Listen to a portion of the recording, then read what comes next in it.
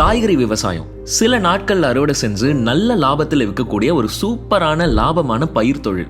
ஏன்னா வீட்லயும் சரி ஹோட்டல்லையும் சரி காய்கறி இல்லாத உணவே இல்லை.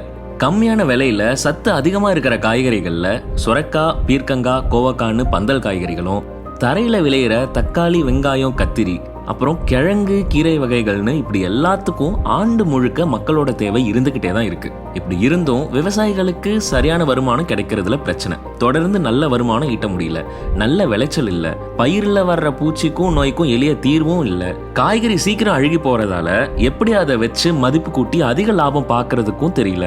இப்படி விவசாயிகள் கிட்ட நிறைய கேள்விகள் இருக்கு. இது எல்லாத்துக்கும் பல வருஷ அனுபவத்தோட உற்பத்தியிலையும் விற்பனையிலையும் வெற்றி அடைஞ்ச முன்னோடி இயற்கை விவசாயிகளும் வல்லுநர்களும் நேர்லயே வந்து உங்க எல்லாருக்கும் வழிகாட்டினா எப்படி இருக்கும்? அதுக்கு தான் நம்ம ஈஷா மண்காப்பும் இயக்கமும் வனம் இந்தியா ஃபவுண்டேஷனும் இணைஞ்சு பல்லடம் வனாலயத்துல தொடர் வருமானம் தரும் காய்கறி சாகுபடின்ற ஒரு மாபெரும் கருத்தரங்க வர மே 3ஆம் தேதி நடத்த இருக்காங்க. அதுல தொடர் காய்கறி சாகுபடி முறையில ஆண்டுக்கு 10 லட்சம் ரூபாய் வருமானம் ஈற்ற தாராபுரம் முன்னோடி இயற்கை விவசாயி திரு ஜெகதீஷ், ராமநாதபுரம் மாவட்டத்துல பந்தல் காய்கறிகள்ல ஏக்கருக்கு 6 லட்சம் ரூபாய் வருமானம் எடுக்கிற முன்னோடி விவசாயி திரு நாகலிங்கம், காய்கறிகள்ல வர பூச்சி நோய்க்கு எளிய தீர்வுகளை வழங்க பூச்சியியல் வல்லுநரான திரு பூச்சி செல்வம், சிறிய இடத்தை பயன்படுத்தி ஆண்டு முழுசா கீரை சாகுபடி செஞ்சு 12 லட்சம் ரூபாய் வருமானம் பார்க்கிற முன்னோடி இயற்கை விவசாயி திரு கந்தசாமி, 50,000 பேருக்கு மேல காய்கறியை வச்சு மட்டுமே வைத்தியம் பார்த்து சாதிச்ச கோவை காய்கறி வைத்தியர் திரு அருண் பிரகாஷ், இப்படி இவங்க எல்லாருமே வந்து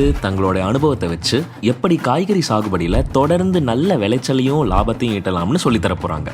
அதோட நாட்டு காய்கறிகள் விற்பனையும் கண்காட்சியும் இங்க நடக்க இருக்கு. எல்லாரும் தவறாம கலந்துக்கோங்க, கத்துக்கோங்க, காய்கறி சாகுபடியில ஜெயிச்சு காட்டுங்க.